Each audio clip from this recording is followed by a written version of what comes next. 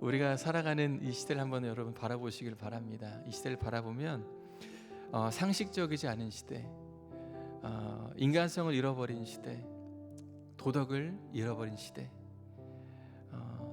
누구도 예상할 수 없는 그런 그 범죄가 한순간 일어나는 그런 불안한 시대, 그런 시대에 우리가 살아가고 있습니다. 제가 중학교 때였던 것 같습니다. 한 선생님께서 세상이 너무 악하니까 누군가를 죽이고 이러한 그 범죄 뉴스들이 하도 많이 나오니까 이렇게 저희들에게 이야기를 하시더라고요.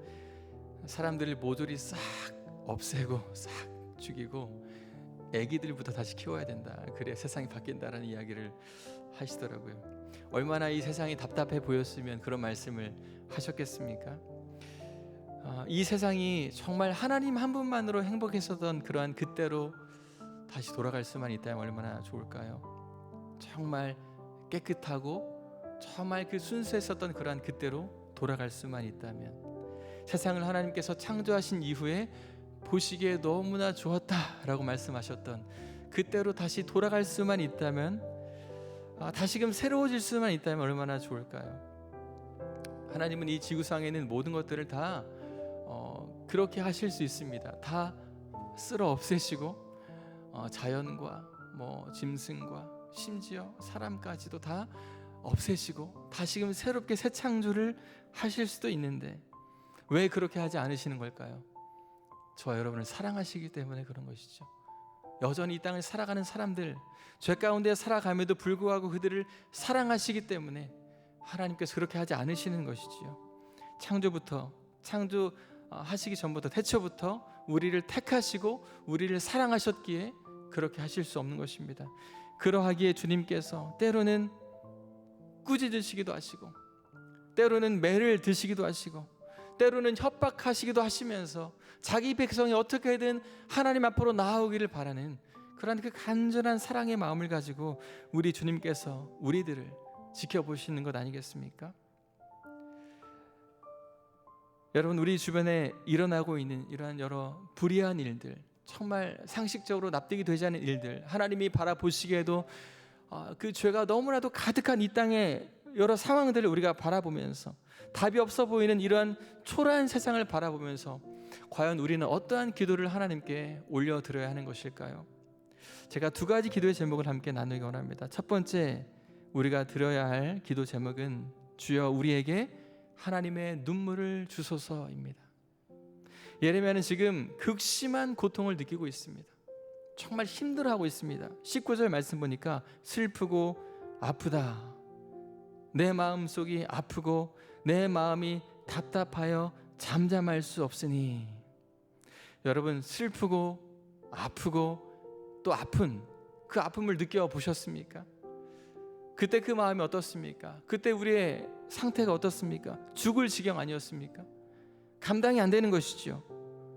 이 슬프고 아프고 답답한 예레미야의 통증 정도가 과연 얼마만큼 된다는 것일까요? 히브리어로 슬프고라는 그런 의미는 우리의 그 몸의 내부 기관, 장기, 내장, 배, 창자를 말하는 것입니다. 그러니까 감정의 자리를 은유적으로 표현하는 것이죠. 그리고 아프다라는 말은 뒤틀리다, 괴로워하다, 진통을 겪다라는 말입니다. 그러니까 내장이, 나의 배가, 나의 창자가 뒤틀릴 정도로 감당할 수 없을 정도로 아프다라는 것이죠. 예레미야는 눈물의 선지자로 잘 알려져 있습니다. 왜 창자가 뒤틀릴 정도로 고통스러워하고 있습니까? 왜 그렇게 아파하고 있습니까? 자기 나라의 영적인 침체, 자기 나라 백성들의 영적인 침체를 바라보면서 그의 창자가 뒤틀리고 있는 것이죠. 이제 곧 멸망하게 될 자신의 그 민족을 바라보면서, 이 나라를 바라보면서 창자가 뒤틀릴 정도로 고통스러워하고 있습니다. 아파하고 있습니다. 괴로워하고 있습니다. 여러분, 우리에게도 이 예레미야의 이 진통이 있습니까? 이 통증이 있습니까? 누군가를 위해서 여러분 이렇게 눈물을 흘려 보셨습니까? 우리는 민족과 이 시대를 살아가는 그런 수많은 사람들의 영적인 상태를 바라보면서, 아니면 가까이에 있는 우리 자녀와 배우자의 영적인 상태를 바라보면서 예레미야처럼 이러한 그 뒤틀리는 듯한 그런 고통과 통증을 느껴보셨습니까? 영적으로 무지한 사람들, 사망을 향해서 내리막길로 치닫는 그런 이들을 바라볼 때에 예레미야는 눈물을 흘렸습니다. 고통스러워했습니다. 이 눈물이 바로 하나님 아버지의 눈물이기 때문에 그렇습니다. 우리 눈에 보이는 세상이 어떻습니까? 정치, 경제, 사회, 문화, 평등이라는 이름으로 주장하는 그러한 동성애, 더 이상 미션 스쿨에서 예배를 드리지 못하게 하고 예배를 드리는 것조차도 강요하지 못하게 하는 그러한 법률을 통과하고, 또 이단들이 교회를 적대시하고 성도들을 빼내려고 하는 이러한 시대 속에서 우리가 살아가고 있습니다. 많은 사람들이 미국의 그 현재의 모습이 앞으로 한국의 10년 후의 모습이다라고 말합니다. 지금의 미국의 모습이 앞으로 한국의 10년 후를 내다볼 수 있는 그런 표본이 된다라는 말을 합니다. 그런데 이 말을 할 때에 좋고 긍정적인 것을 바라보면서 말하지 않고요, 좀 부정적인 모습들을 바라보면서, 부정적인 현상들을 바라보면서 그러한 말들을 합니다.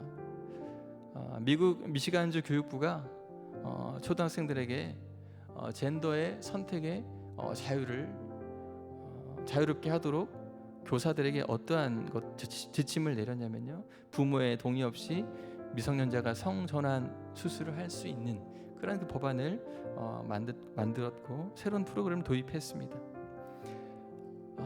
10년 후의 모습, 한국의 모습이 이렇다라고 만약 한다면 얼마나 이 땅이 소망 없는 땅처럼 보이겠습니까? 이런 이야기를 들을 때 참 답답하죠. 이 세속의 바람 속에서 성도들의 가치관도 하나 둘씩 세상과 타협할 때가 있습니다. 이러한 세속의 문화와 그 속에서 무너져가는 사람들을 바라보시는 우리 하나님 아버지의 마음이 어떠하실까요? 하나님 아버지도 이 세상 바라보시면서 눈물 흘리지 않으시겠습니까? 하나님의 눈물이 여러분 보이십니까? 우리에게도 이 하나님의 눈물을 달라고 기도해야 되는 것이죠. 예레미야가 자신이 살아가는 그 시대 사람들을 바라보면서 눈물을 흘렸던 것처럼 우리도 이 시대들을 바라보면서, 우리 하나님 알지 못하는 사람들을 바라보면서 눈물을 흘릴 수 있는 그런 눈물의 기도를 달라고 우리가 기도해야 되지 않겠습니까? 우리가 내장이 뒤틀릴 정도의 고통은 느끼지 못한다 할지라도 가슴 아픈 마음을 가지고 이 세상이 바뀌도록 우리가 하나님 앞에 기도해야 합니다. 두 번째, 우리가 드려야 할 기도의 제목은 주여 우리에게 하나님을 아는 지식을 주소서입니다. 하나님은 이스라엘 백성들이 이 세상 사람과 별반 다를 것 없이 살아가는 그 이유가 무엇이라고 말씀하십니까? 하나님을 향하여서 무지하기 때문이다 라고 말씀하십니다. 22절 보니까 내 백성은 나를 알지 못하는 어리석은 자요, 지각이 없는 미련한 자식이라. 악을 행하기에는 지각이 있으나 선을 행하기에는 무지하도다. 이스라엘 백성들이 삶의 방향을 잃어버렸다라는 것 아니겠습니까? 하나님을 아는 지식에서 멀어졌기 때문에 그들이 인생의 방향을 잃어버렸습니다. 세상을 살아가는 방식이 그럴듯해 보였습니다. 적당하게 하나님과 세상과 그 사이에서 적당한 간격을 유지하면서 인생을 적당히 즐길 줄도 알고, 적당히 세상 사는 그런 사람들의 모습을 흉내내기도 하면서 서서히 죄와 쾌락에 깊이 그의 발을 들이밀기 시작했습니다. 그러다 보니까 하나님의 마음을 바라보지도 못하고 하나님의 그 마음을 느끼지도 못하는 그런 강팍한 마음 가운데 살아가게 되었던 것이죠. 더 이상 그들의 있었던 믿음도, 그들의 신앙도 세상에서 아무런 작동이 되지 않는 고장나버린 그 믿음으로 그들이 살아가게 되었던 것입니다. 이들이 살 수 있는 유일한 길이 무엇입니까? 세상을 아는 지식이 아니라 바로 하나님을 아는 지식, 그것이 이들에게 필요한 것이죠. 지각이라는 말은 식별하다, 분별하다, 이해하다, 깨닫다라는 말입니다. 사람은 어떻습니까? 눈으로 보는 것으로 식별합니다. 귀로 듣는 것으로 이해합니다. 우리가 몸으로 느끼는 것으로 이해하게 되는 것이죠. 그러므로 사람들은 자신의 경험을 매우 중요하게 생각합니다. 조금이라도 젊었을 때 우리가 많은 경험을 해보아야 한다라고 말합니다. 그래서 많은 사람들이 노인, 어르신들의 경험을 무시하지 못하는 것이죠. 노인의 경험과 지혜를 매우 중요하게 여기고 있습니다. 한평생 살아오면서 실패와 성공을 경험한 희노애락의 그 열매, 그것은 누구도 돈을 주고도 살 수 없는 것이죠. 정말 귀한 열매입니다. 그러나 더 소중한 열매가 무엇입니까? 내가 하나님을 알고자 열심히 땀 흘려 섰던 그러한 그 하나님을 아는 지식의 그 열매가 더 소중한 것입니다. 이 열매는 오늘의 본문을 빌려 표현하자면 하나님을 아는 지식입니다. 돈이 하나님을 아는 지식 위에 있을 때 돈이 우상이 되어서 돈을 사용하는 것이 아니라 돈에 끌려다니게 되는 것이죠. 심지어 돈 때문에 목숨을 내려놓기도 합니다. 또한 돈을 쓰는 재미에 빠져서 교회를 떠나기도 합니다. 돈 앞에 서기만 하면 작아지는 자신을 바라보면서 힘이 빠지는 삶을 살아가기도 합니다. 여러분, 성경에 세상을 사는 지혜가 있습니다. 하나님 말씀 안에 세상을 사랑하는 그런 지혜가 있습니다. 후회 없는 인생의 목적과 방향이 바로 어디에서 주어지는가? 하나님께로부터 주어지는 것이죠. 그러므로 우리가 세월을 낭비하지 않고 살아갈 수 있는 이유가 바로 여기에 있습니다. 때로는 기다림의 시간도 하나님이 완성해 가시는 시간이다. 하나님이 다듬어 가시는 시간이다. 이렇게 믿고 기다릴 수 있는 것이죠. 하나님은 바로 하나님을 아는 저와 여러분을 예레미야처럼 세상 가운데 보내셨습니다. 우리를 가정 가운데 보내셨습니다. 믿음에서 떠난 배우자와 믿음에서 떠난 그 자녀가 다시금 온전한 믿음으로 살아갈 수 있도록 우리 주님께서 우리를 가정으로 보내셨습니다. 우리를 세상으로 보내셨습니다. 하나님 알지 못하는 수많은 사람들이 죄에 빠져서 허우적거리는 세상을 우리를 보내셔서 무너져버린 영혼들이 다시금 말씀 앞에 살아갈 수 있도록 우리를 세상으로 보내셨습니다. 우리가 어떻게 살아가야 되겠습니까? 보낸받은 우리가 어떻게 살아가야 되겠습니까? 예레미야처럼 내장이 뒤틀리는 마음을 가지고 하나님의 그 눈물을 가지고 기도해야 되지 않겠습니까? 하나님의 그 아는 지식을 가지고 하나님, 저들도 하나님 아는 지식을 주십시오라고 기도해야 되지 않겠습니까? 세상 속에서 하나님 아는 그 지식을 전해야 되지 않겠습니까? 우리가 말씀을 배워야 합니다. 신앙의 모범을 갖고 살아가야 됩니다. 우리가 가정에서, 일터에서 세상 사람들에게 흠 잡힐 것 없이 깨끗한 그리스도인으로 살아가야 되는 것이죠. 그렇게 삶으로 말씀을 살아내는 것이야말로 하나님의 지식을 소유한 자의 삶이 된 것이죠. 그런 여러분, 위기에 빠진 나라, 위기에 빠진 사람들을 우리가 살리기 위해서 이러한 기도를 드려야 합니다. 하나님, 우리에게 하나님의 눈물을 주십시오. 하나님, 우리에게 하나님을 아는 지식을 주십시오.